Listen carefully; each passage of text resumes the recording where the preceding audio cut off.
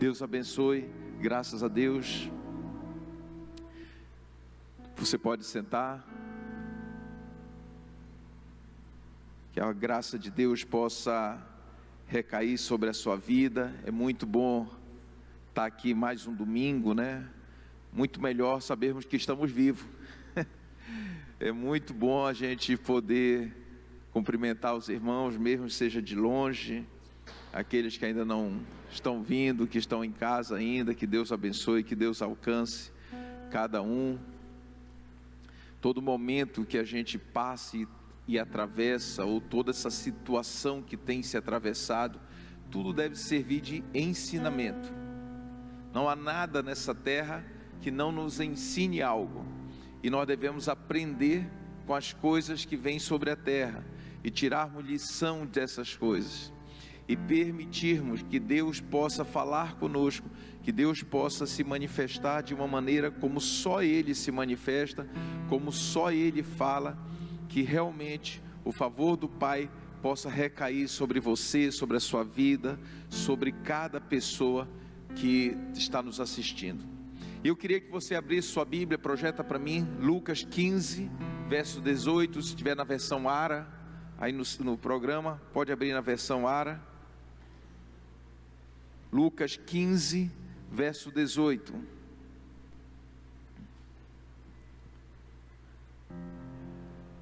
Achou?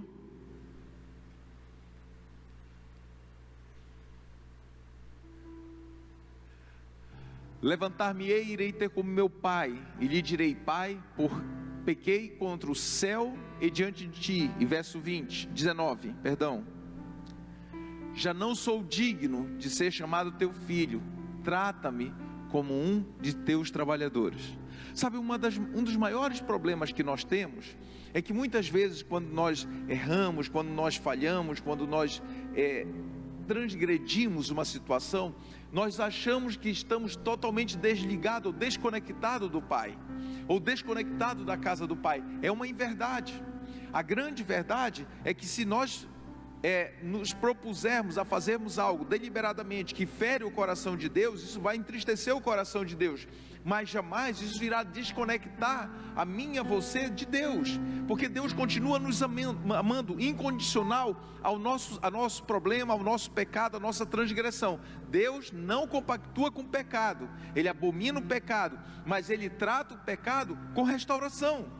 E aí muitas vezes nós deparamos com pessoas que entendem que o pecado é algo que separa por completo e não tem mais perdão, não tem mais salvação. Errado, isso é antibíblico. A Bíblia diz, e se nós formos olhar exemplos, o exemplo mais clássico é da mulher adúltera. Quando levaram a pessoa de Jesus, ele levantou, escreveu na terra e disse: aquele não tem pecado, atire a primeira pedra. E quando ele levantou, não tinha mais nenhum dos que acusavam aquela mulher. E aí ele virou para a mulher e disse: vá e não peque mais. Mas ele não a condenou.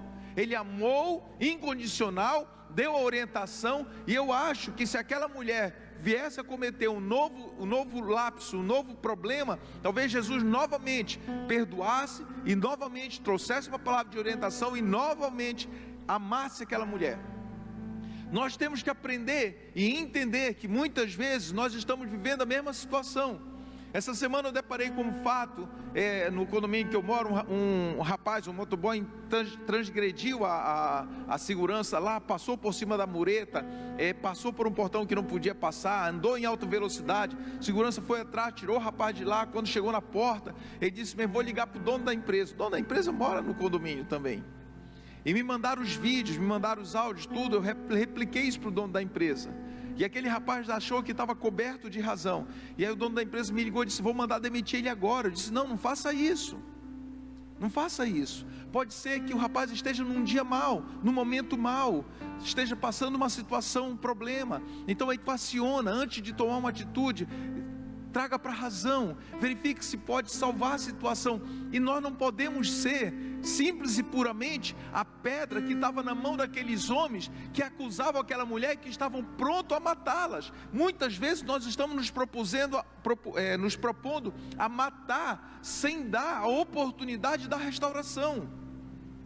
E esse jovem judeu, ele estava vivendo exatamente isso, vivendo um momento trágico, crítico, porque ele havia solicitado algo que já era dele por direito, mas antecipou. E é isso que eu falei na semana passada: cuidado quando você antecipa a bênção tem um momento certo para recair sobre a sua vida, e quando nós antecipamos ela, nós corremos o risco de perder a oportunidade de usufruirmos da maneira correta. E aí aquele jovem judeu, ele experimentou algo que somente pessoas no estado dele poderiam experimentar. O que eu amo sobre a graça é que ela não veio para restaurar o que está salvo, mas ela veio para buscar o que estava perdido lá no fundo do poço, no meio da lama, no meio dos porcos, e devolver a Deus novamente. Muitas vezes a gente acha que a graça é para a igreja. Não, a graça é para o perdido. A graça é para aquele que está necessitando, está no mundo, está pecando, está transgredindo. A graça de Deus vem sobre aquela vida, sobre aquela pessoa, sobre aquela família, aquele indivíduo, restaura e traz para a casa do Pai. E aí nós conseguimos dirimir, nós conseguimos andar livremente. A graça de Deus, ela muda toda e qualquer perspectiva do homem. Às vezes nós criamos uma perspectiva, um prisma de cerca de alguma coisa, e Deus está dizendo: ei, abre o leque, estou derramando a graça. Aquele jovem judeu, quando ele saiu da casa do pai, ele ia na direção que ele pensava, que ele imaginava, que ele falava, e que ele achava que era melhor. Mas aí Deus, quando transborda o favor dele e a graça dele sobre aquele jovem, o poder da vida, ele começa a vir sobre o poder da morte. Enquanto ele estava saindo, a morte, o poder da morte estava imperando. Mas quando ele retorna, começa um processo de retorno, o poder da vida começa a restaurar o poder da morte, e começa a trazer uma nova possibilidade sobre aquele jovem. E aí nós vemos em Provérbios 18, 21, puder colocar para mim, só muda o fundo, está muito ruim esse fundo. A Bíblia diz: a morte e a vida estão no poder da língua, o que a bem utiliza come do seu fruto. Quando aquele jovem começou a dizer: se eu puder voltar para a casa do meu pai, mesmo que eu seja empregado dele, vou viver melhor do que eu vivo hoje. Uma declaração profética de fé, muito distante daquilo que Deus tem projetado para mim e para a sua vida, começou a sair da boca daquele jovem: se eu puder voltar para a casa do meu pai, vou viver muito melhor do que eu vivo hoje. E aí aqui a gente vê claramente, quando a Bíblia diz: o poder e a vida, a morte e a vida estão no poder da língua, o que a bem utiliza come do seu fruto. Se você fala, e nós temos uma cultura, e isso já falei várias vezes, nós temos uma cultura às vezes de declarar aquilo que é ruim, de declarar o que é mal. Para com isso, porque quando nós falamos coisas para baixo, nós começamos a ir para baixo, mas quando nós falamos coisas para cima, para o alto, nós começamos a galgar, a visualizar os lugares altos dessa terra. A decisão é minha, é sua. Não adianta eu chegar para você e dizer: para de falar coisa negativa, começa a falar coisa positiva, começa a liberar da sua boca uma declaração profética de fé. Pega as promessas que estão contidas nessa palavra, na Bíblia, e começa a declarar todos os dias sobre a sua vida. Tem uma promessa para cada dia do ano da sua vida. Começa a declarar todos os dias a Bíblia. Ore, declare, profetize sobre você, sobre si próprio primeiro, depois sobre os outros, que aí você vai ser cheio da graça. Cheio da graça. Deus vai começar a encher o teu coração de fé. Declare a promessa, fale alto, fale a terra, fale aos seus amigos, aos seus inimigos, fale a sua parentela, fale aos seus vizinhos, fale aos seus filhos, aos seus pais, fale aos seus irmãos, fale a quem você quiser, mas declare isso: eu vou me levantar e irei para a casa do Pai, eu vou me levantar e irei para a casa do Pai, eu vou me levantar e irei para a casa do Pai. Saia dessa lama, do meio desses porcos. Deus está restaurando você, Deus está restaurando o filho pródigo. Deus precisa tirar você do estágio que você está, assim como Deus tirou aquele jovem judeu do estágio em que ele estava, e aquele jovem começou a dizer passo a passo, caminhar a caminhada, em direção à casa do Pai. Ele dizia: eu vou me levantar e irei para a casa do meu Pai. Não importava a condição que ele iria chegar ali, não importava a humilhação que ele iria chegar, não importava naquele momento o estado em que ele iria chegar ali. O que importava é que ele havia reconhecido a necessidade de voltar para a casa do Pai, e ele começou a declarar, e o céu ouviu, e Deus ouviu, e os anjos ouviram, e o inferno tremeu. Eu vou me levantar e irei para a casa do meu Pai. É assim que Deus faz. Mas eu preciso tomar uma atitude. Eu não posso ficar no mesmismo, eu não posso ficar naquela vibe. Tá bom, do jeito que tá jóia. Vamos continuar assim. Não! Muda a história, muda a situação, muda o momento em que você está. Profetize, declare com a sua boca o que há de melhor para você nessa terra. Lucas 15:20 diz: e levantando-se, foi para a casa de seu pai. Vinha ele ainda de longe, o garoto, o jovem judeu, vinha ele ainda de longe, quando seu pai o avistou, e compadecido dele, correndo o abraçou e beijou. Era exatamente isso que aquele jovem judeu talvez esperava, mas não tinha certeza nem convicção de nada. Talvez você não tenha certeza nem convicção de nada, mas só na casa do Pai você consegue entender o que o coração do Pai está falando e trazendo e movendo nesses dias.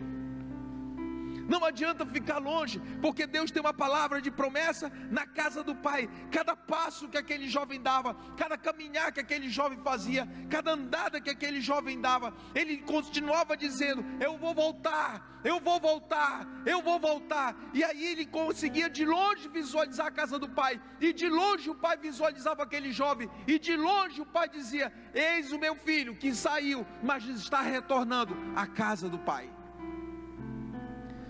Às vezes a gente transgride, sai da igreja, e aí diz assim: não, estou envergonhado, não quero mais, não vou voltar lá, vão me olhar esquisito. Não podemos fazer isso. Às vezes as pessoas dão uma volta, fazem um rumo diferente daquilo que Deus deu para elas, e aí elas ficam com vergonha de voltar. Não, esqueça isso. Você devia ter vergonha de não voltar, você devia ter vergonha de não retornar. Por mais arrebentado que você seja, talvez você esteja pior do que quando você saiu daqui, tenha piorado 10 vezes mais, mas a casa do Pai é o local de amparo, de abrigo, que te dá suporte, sustento e restaura toda a tua situação. Somente a casa do Pai, não há outro lugar. Lucas 15:25 diz o seguinte: ora, o filho mais velho, aí é um problema, né? O filho mais velho estivera no campo, e quando voltava, ao aproximar-se da casa, ouviu a música e as danças. Chamou um dos criados e perguntou-lhe: que era aquilo? E ele informou: veio teu irmão, e teu pai mandou matar o novilho cevado, porque o recuperou com saúde. E ele se indignou. Diga comigo, está amarrado. Eu não posso me indignar, porque o meu irmão voltou, e porque eu recebi ele, porque eu o amei, porque ele está restaurando na casa do Pai um processo de vida desconexo com o processo do céu. E ele se indignou e não queria entrar. Saindo, porém, o pai procurava conciliá-lo, mas ele respondeu a seu pai: há tantos anos que te sirvo, sem jamais transgredir uma ordem tua, e nunca me destes um cabrito sequer para alegrar-me com meus amigos. Vindo, porém, esse teu filho que desperdiçou os teus bens com as meretrizes, tu mandaste matar para ele o novilho cevado. Então lhe respondeu o pai: meu filho, tu sempre estás comigo, tudo que é meu é teu. Sabe, um dos grandes problemas, Deus está conduzindo você e eu em uma nova direção, e Deus tem algo novo para quem volta também, não só para quem está, E para quem acha ruim quando volta alguém e começa a dizer: nossa, o pastor está atendendo mais ele, o pastor está cuidando mais dele. Mas querido, o que é teu, você já está aqui, você é a herança que está estabelecida, a promessa já é tua, ninguém remove. Essa pessoa vai ter que reconquistar o coração de Deus novamente. E aí a gente tem que aprender a diferenciar e a separar estas coisas. Você lembra da história da Bíblia que relata sobre uma mulher com fluxo de sangue? Quantos anos aquela mulher padecia com fluxo de sangue? 12 anos. Exatamente. Imagina uma pessoa 12 anos enferma. Sabe lá quantos médicos ela não foi? Quantos pastores, quantos líderes religiosos ela não visitou? E nada resolvia. Nada. Mas aí um dia ela se levantou e disse a si própria: se eu apenas tocar as vestes, eu serei curada. Faz uma analogia, ou um paralelo com a vida desse jovem judeu. O que ele disse quando ele estava no meio dos porcos? Se eu voltar à casa do meu pai, por mais que seja um trabalhador, eu viverei melhor do que eu vivo hoje. Essa mulher disse: se eu apenas tocar as vestes, ela falou para a multidão? Não, porque ninguém queria nem andar próximo dela.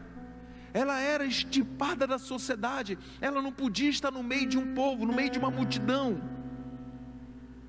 Mas ela disse para si própria: se eu apenas tocar as vestes de Jesus, eu serei curada. Sabe o que está precisando? Você falar para você mesmo algo que precisa mudar na sua vida. As vestes continuam no mesmo lugar que elas estão.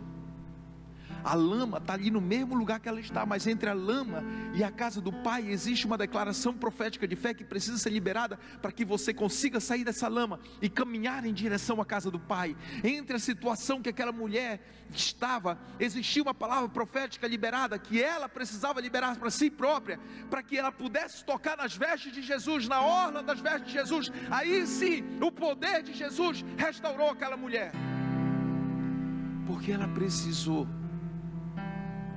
primeiro declarar o que ela iria contemplar.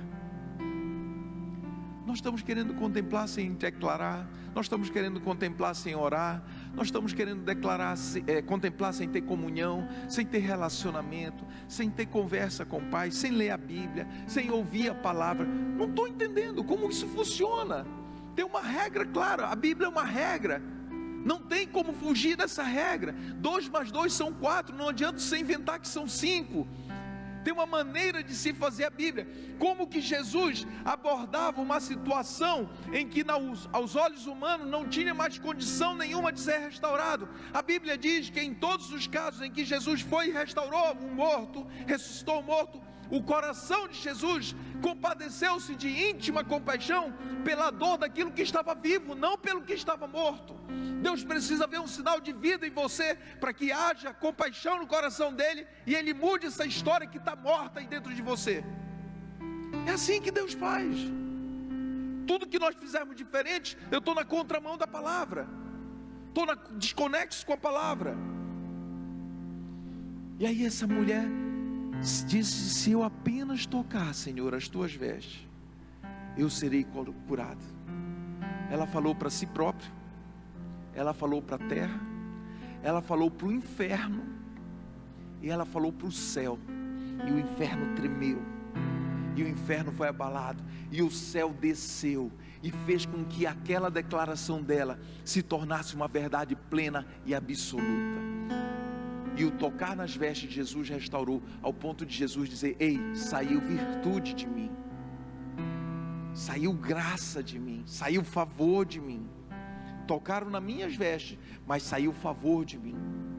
Coisa louca, impactante isso. Marcos 5,26 diz: e muito padecera a mão de vários médicos, tendo despendido tudo quanto possuía. Aquela mulher gastou tudo. A Bíblia está dizendo aqui, vários médicos, não foi 1, nem 2, nem 3, 5, 10, 20, sei lá quantos, mas toda a riqueza, a fortuna dela, havia sido consumida pelos médicos, sem contudo nada aproveitar, antes pelo contrário, ainda pior. Tem coisa que ninguém vai resolver para você, só você resolve por si próprio. Quarta-feira eu preguei aqui, infelizmente o áudio não saiu, quarta-feira eu vou repetir essa palavra. Tudo que nós precisamos está dentro da casa. Qual casa? Casa, minha casa, esse templo, o corpo do Espírito Santo. Tudo que eu preciso está aqui dentro. Verso 27, tendo ouvido a fama de Jesus, vindo por trás dele, por entre a multidão, eu imagino essa mulher se esgueirando, talvez se arrastando, tocou-lhe as vestes, porque dizia: se eu apenas lhe tocar as vestes, ficarei curada. E logo, no mesmo instante, não foi depois de 2 anos, 10 anos, e logo se lhe estancou a hemorragia, e sentiu no corpo estar curada do seu flagelo. Quando o inferno vier contra você, você tem que falar com si próprio acerca da promessa que Jesus deixou para a sua vida, e para a sua casa, e para a sua família. Olha algo interessante aqui, os discípulos de Jesus andavam 24 horas com eles, mas nenhum deles havia experimentado algo que essa mulher experimentou. Nenhum daqueles homens. Eles só começaram a experimentar o favor, o milagre, o poder de Deus quando Jesus partiu, e aí eles foram revestidos de todo o poder. Mas aquela mulher, mesmo não andando com Jesus, ela entendeu, ela teve uma revelação de que se ela tocasse as vestes, ela seria curada. Talvez aqueles discípulos de Jesus, muitos deles andaram enfermos do lado de Jesus, passaram algumas situações do lado de Jesus, mas nunca desafiaram o céu, dizendo: eu vou tocar as vestes do mestre e serei curado. Deus só vai mudar a tua história quando você desafiar o céu e dizer: olha, independente do que digam, independente do que façam, independente de como está a situação, eu serei parte de uma história nova, do local onde eu estou estabelecido. Aí você muda a história, você começa a reescrever a história. Lucas 15:31 diz: meu filho, tu sempre estás comigo, tudo que é meu é teu. Cara, você que já está aqui, tudo que é herança sua, ninguém vai tirar. Mas os que saíram estão preocupados: como vou voltar? Reconquiste a herança do Pai, na casa do Pai, não fora. Não espere que ninguém fique encorajando você, dizendo: não, cara, vai lá. Não, tome você a atitude, tome você a postura, a conduta. Sabe, aquele jovem judeu, não tinha ninguém encorajando ele. Os amigos dele acabaram, no dia que acabou o último centavo que ele tinha, sei lá que moeda era. Todos os amigos apartaram. Até o momento dele ter recurso, ele tinha diversos amigos. A partir do momento que acabaram os recursos, todos os amigos, entre aspas, apartaram. Então não tinha ninguém encorajando aquele jovem. Foi ele por si só que tomou uma atitude, rompeu o céu, quebrou os grilhões que o inferno tinha colocado nele e disse: eu vou voltar à casa do meu pai, porque lá eu tenho amparo. Aí a vida dele começa a mudar. E aí, passo a passo, step by step, aquele jovem começou a andar em direção à casa do Pai.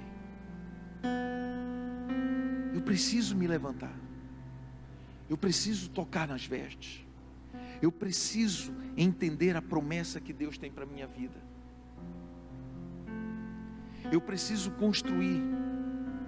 Eu não sei aonde essa palavra está chegando, eu não sei a quem essa palavra está alcançando, mas eu sei que eu preciso dizer, e dizer para mim primeiramente, dizer para cada um que está aqui, para cada um que está ouvindo a transmissão.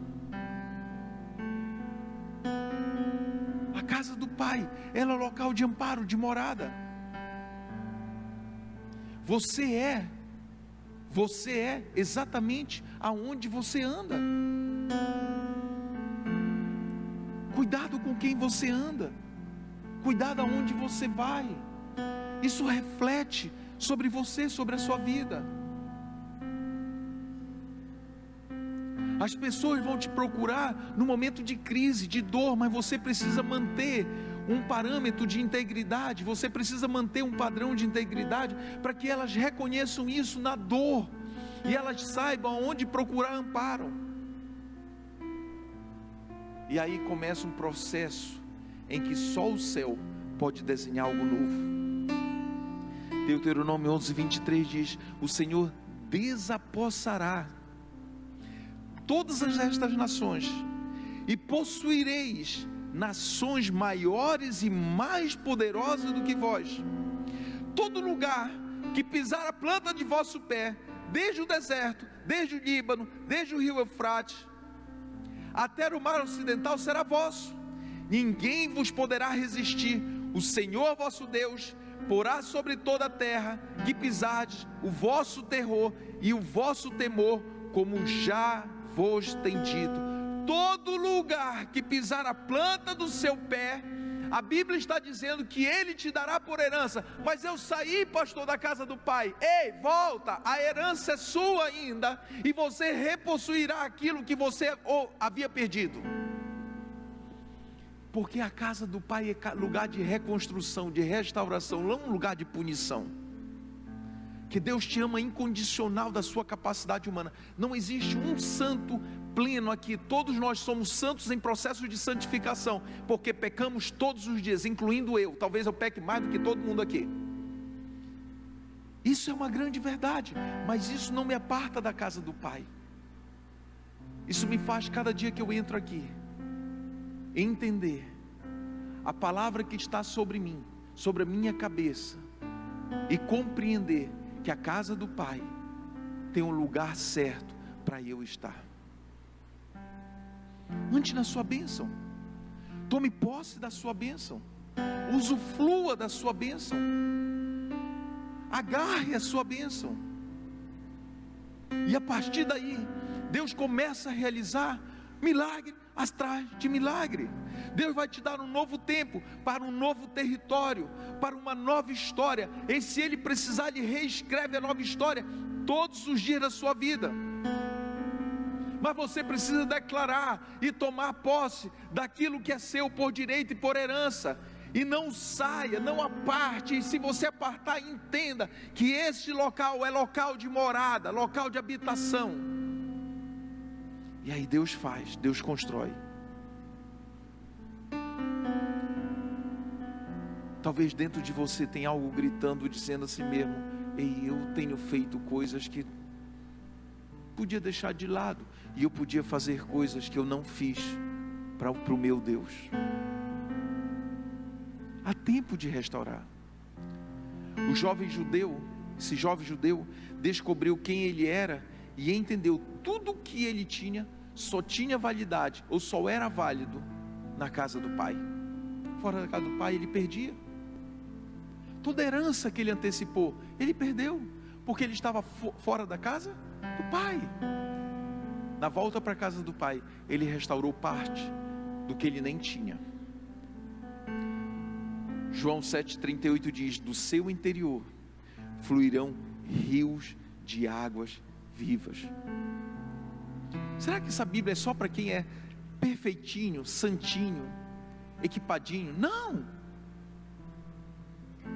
Basta um leve momento de lucidez e um reconhecimento que, se você voltar à casa do Pai, as coisas mudam, que esse versículo começa a se fazer verdade.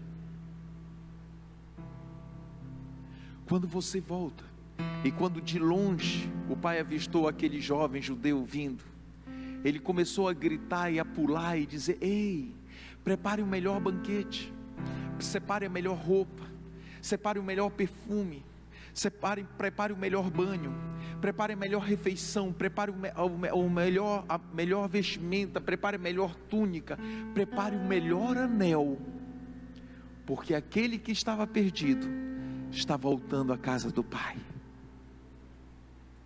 Todas as vezes que você volta, Deus está celebrando com você uma festa nos céus e refazendo com você essa aliança que foi feita com esse jovem judeu.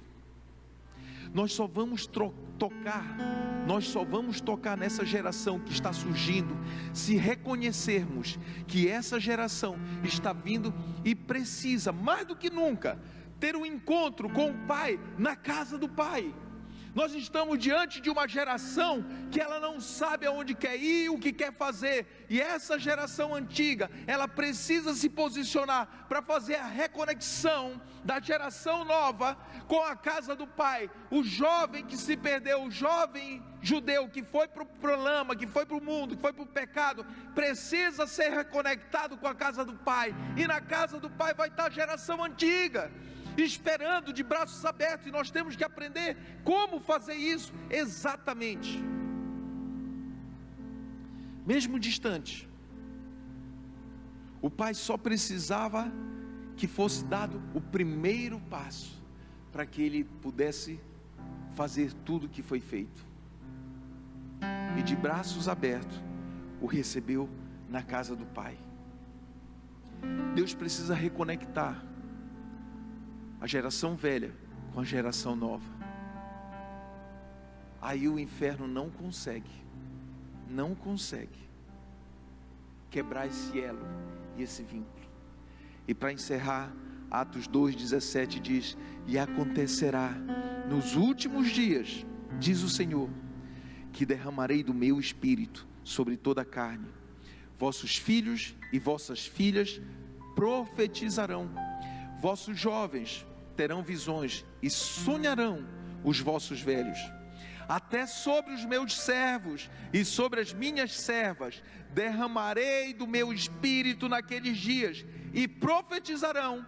Mostrarei prodígios em cima nos céus e sinais embaixo na terra. Ei, isso é para mim, isso é para você. Mas as duas gerações precisam estar conectadas. Deus tem uma palavra de promessa nas duas gerações conectadas. Deus precisa unir aquilo que é velho, que está maduro, com aquilo que é novo, que está em processo de aprendizagem, para que as duas coisas, a força de um e a maturidade de outro, possa fazer com que o inferno seja abalado nessa terra.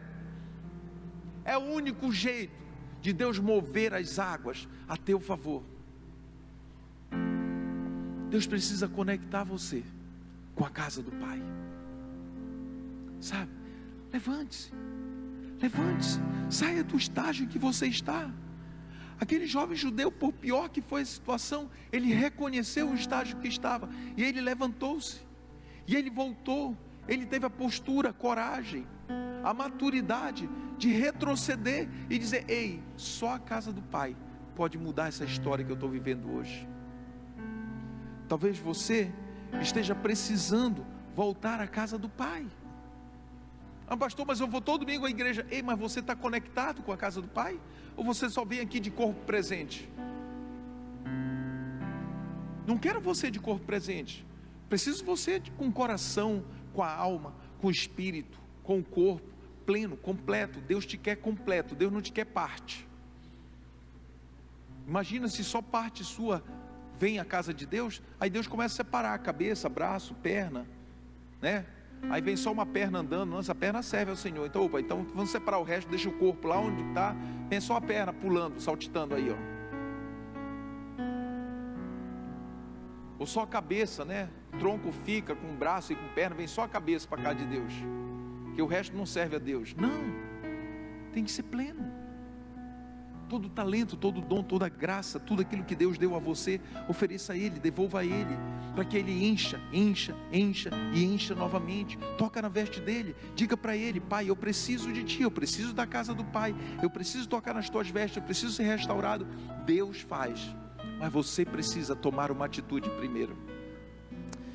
Fecha teus olhos. Pai, obrigado, Senhor, por essa palavra. Obrigado, meu Deus, pela oportunidade. Te peço, meu Pai, nessa hora, que a Tua graça, do mesmo jeito que alcançou esse jovem judeu, alcance a mim, cada um que está aqui, cada pessoa que está assistindo essa transmissão. Me faça voltar, meu Pai, à casa do Pai. Me faça voltar, Deus, à Tua morada. Que eu possa ter um encontro contigo, Pai. E que eu possa restabelecer uma aliança que foi quebrada, e que eu toque nas Tuas vestes, para que toda sorte de enfermidade no corpo e na mente possa ser restaurada. Ministra sobre cada vida, cada pessoa, cada indivíduo, cada jovem, cada criança. Peço também, Senhor, pelo dízimo que será trazido até aqui, a oferta que será depositada aqui diante do altar. Meu Deus, aqueles que irão transferir, que irão depositar nos bancos. Meu Pai, que o Senhor alcance, cumpra, que o Senhor permeie, derrame, manifeste de si em cada um. Recebe de nós, Senhor, essa oração. Recebe de nós, meu Deus, a adoração. É o que nós pedimos, agradecemos em um nome santo.